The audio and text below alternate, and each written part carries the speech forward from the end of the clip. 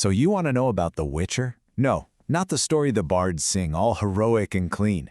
You want the real story. The one whispered in the back of a tavern after 3 too many ales. The messy, confusing, what were they thinking version. Yeah, that's the one we're doing. Because I'm not going to lie to you, this is a glorious chronological car crash. You're going to need a flowchart, probably a stiff drink, and just all of your patience. Let's get into it. Okay, Season 1. The showrunners, in an act of what I can only describe as absolute chaotic evil, decided to tell 3 stories at once. Oh, and they're separated by like 50 years. And did they tell us? No. They just threw it all in a blender and hit puree. It was a move, that's for sure. So here's the deal. Way in the past, we've got Yennefer's story, her whole tragic to magic glow-up. Then, somewhere in the past-ish, you've got Geralt, grunting his way through monster contracts.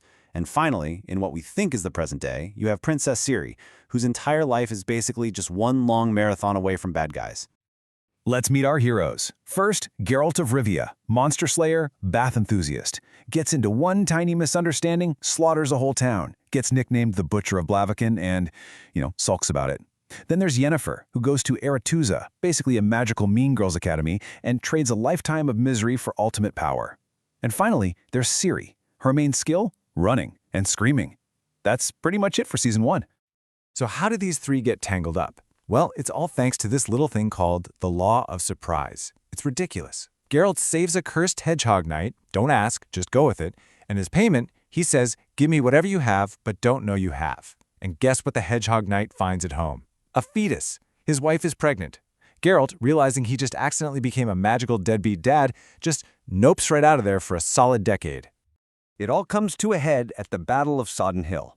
Yennefer goes full supernova with fire magic, and then just vanishes.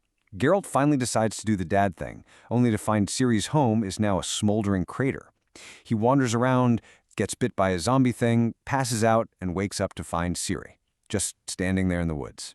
Destiny, I guess? So after 8 episodes of this chronological nightmare, they finally meet. They hug. It's a big moment.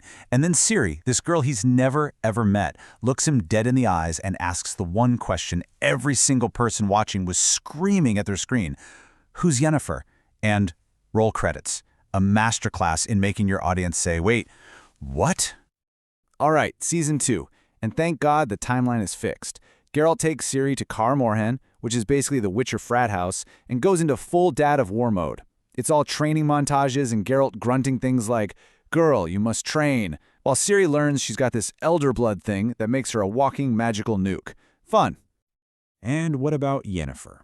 Oh, she's just having the absolute worst time of her life.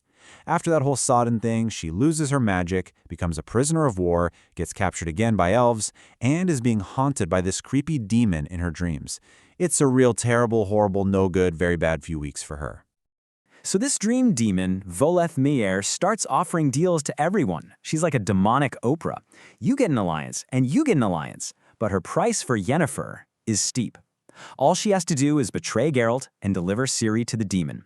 And Yen, who is super desperate to get her powers back, basically says, yeah, sounds like a good deal, and agrees. And in what is just a stunning act of being the absolute worst, Yennefer actually does it. She lures Ciri away from Geralt. Now, she has a change of heart at the very last second, but it's way too late.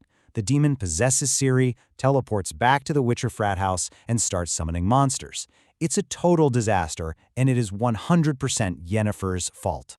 So the season ends with Yen sacrificing herself to get the demon out of Ciri, which somehow makes Geralt forgive her for everything. But that's not the real twist. The big question all season has been, who is this mysterious ultimate baddie, the Emperor of Nilfgaard, the White Flame?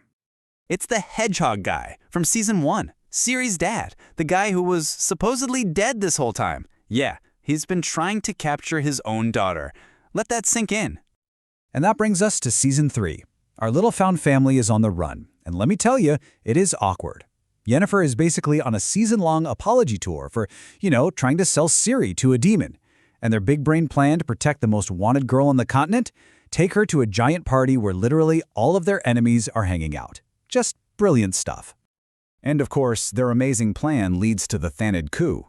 Everyone thought the bad guy was Stregobor, the creepy mage. But psych! It's actually Vilgefortz, the handsome, charming one. He gives a big villain speech, opens a portal for an army, and the entire party just explodes into a magical bloodbath. In the middle of all this chaos, Geralt finally confronts Vilgefortz, and it is the most insulting, humiliating fight of his entire life. Vilgefortz barely breaks a sweat. He snaps Geralt's sword, beats him senseless with a metal stick, breaks his leg, and just leaves him there to die. A complete and total beatdown. Meanwhile, Ciri gets yeeted through a portal and lands in a desert.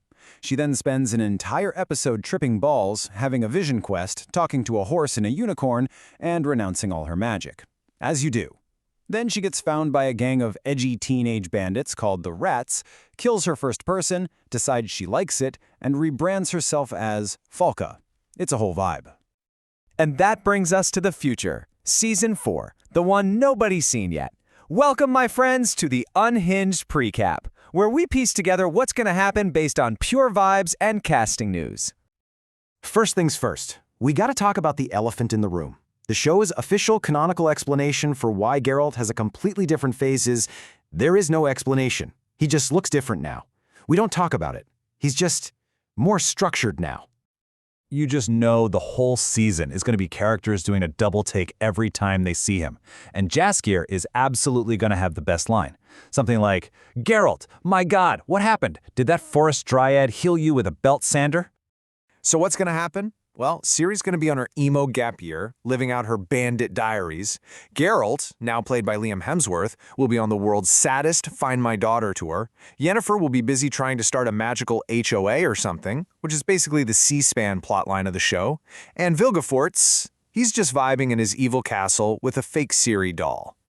So, after all of that, the scrambled timelines, the betrayals, the hedgehog dads, the face swaps, what are we left with? Is this a grand epic about destiny, or is it just a glorious, confusing, absolutely unhinged mess that we somehow cannot stop watching? I think we all know the answer.